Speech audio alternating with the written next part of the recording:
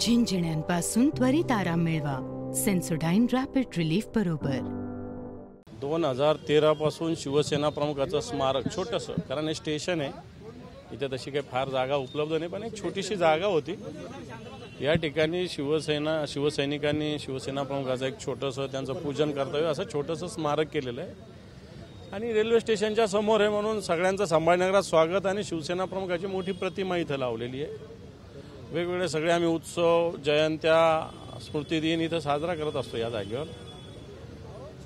या ठिकाणी येऊन आता निवडणुकीच्या वेळेस शिवसेना प्रमुखाचं बॅनर काढून इथं कोणी व्यक्तिगत बॅनर लावलं, ठीक आहे, 2-4 दिवस तोही राहू द्यायला काही हरकत नाही. परंतु शिवसेना प्रमुखाचं स्मारक इथून हटवून दुसरं काहीतरी करायचं, आता कोणाचं करायचं मला माहिती नाही, करावं कोणाचं करायचं असेल तर, पण दुसऱ्या जागेवर करावं, हे हटवायची काय गरज आहे. हे शिवसेना प्रमुखाचं संभाजीनगर आहे. एखादी जागा हारली किंवा एखादी निवडणूक हारली म्हणून शिवसेना संपत नसते. शिवसेना एक अंगार आहे, इथलं ज्वलंत विचार शिवसेना प्रमुखाचे या शहरात रुजलेले, आणि शिवसैनिक अशा गोष्टी कदापि सहन करणार नाही. म्हणून या ठिकाणी आम्ही तातडीनं सगळे शिवसैनिक इथं पोहोचलेलो आहोत. विधिवत शिवसेना प्रमुखाच्या प्रतिमेचं पूजन आम्ही केलेलं आहे. भगवा ध्वज इथं उभारलेला आहे आणि मला असं वाटत नाही कोणी या ध्वजाकडे आणि या प्रतिमेकडे वाकडी नजर करून बघेल. कोण स्मारक उभारत होतं इथं?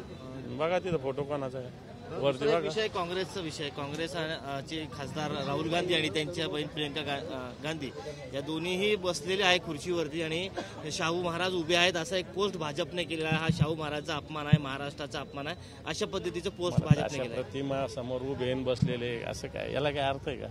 आता आपण शिवसेना कुठे फोटो असतो त्याच्या खाली बसलो म्हणून काय अपमान थोडी, काही आपलं काढतात भाजप.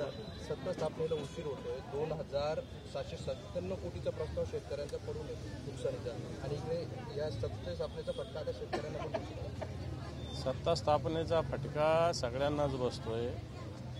या राज्यामध्ये लाडक्या बहिणींना 3000 रुपये करायचे लवकर, आता ते पण झाले पाहिजे लवकर.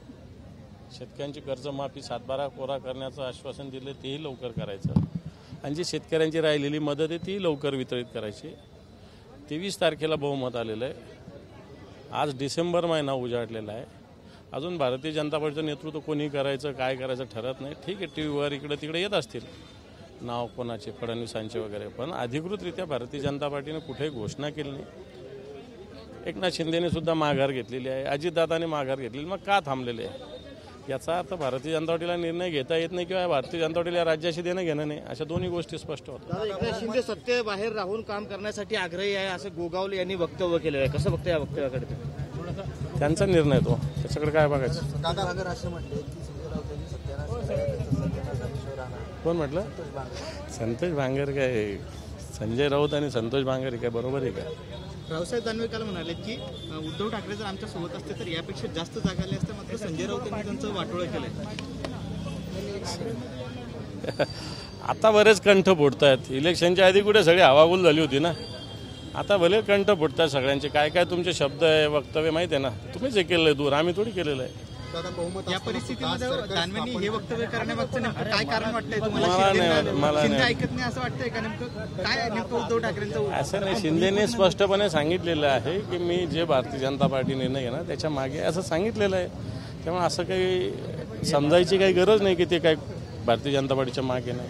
दादा, बहुमत असताना देखील बहुमत आहे मात्र तरी सरकार स्थापन होत नाहीये, आणि या गोंधळामध्ये वरिष्ठ नेत्यांना काही जणांना संपवलं जाऊ शकतं असं ऐकायला मिळतंय. तुमच्या अनुभवानुसार किंवा तुमच्या निदर्शनानुसार काय वाटतं? असं नाही, कोणी कोणाला संपवत नसतं आणि कोणी कोणाला संपवू शकत नसतो. वेळ काळ असतो एवढंच, बाकी कोणी कोणाला संपवत नसतं आणि कोणाची संपवायची ताकद पण नसते. वेळ काळानुसार असे प्रसंग येत असतात एवढंच. तुम्ही निवडणूक संपताच तुम्ही कामाला लागले पुन्हा पक्षाच्या, मनपाची तयारी? हे बघ, निवडणुका हारणं आणि जिंकणं ही प्रोसेस आहे. ठीक आहे, यावेळी जरा मोठा पराभव झाला, पण तो संघटन त्याच्यानंतर त्याचं कामकाज हे तर चालणारी प्रक्रिया आहे ना, इथं चालूच ठेवली पाहिजे ना. ही बंद करून कसं झालं? आपल्याला सगळ्या गोष्टी करायच्या, तर संघटन, संघटनात्मक कामकाज हे सगळं चाललंच पाहिजे, त्यामुळे सुरू केलं आहे.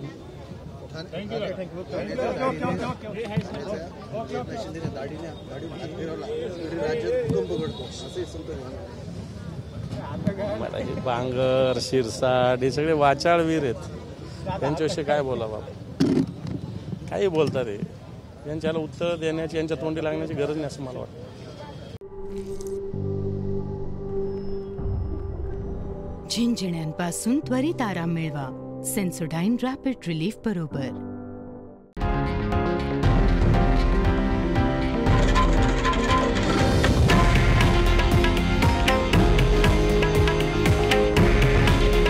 हे आहे देशातील नंबर 1 न्यूज नेटवर्क आणि आपण पाहत आहात TV9 मराठी. काळजी तुमची, हित महाराष्ट्राचं.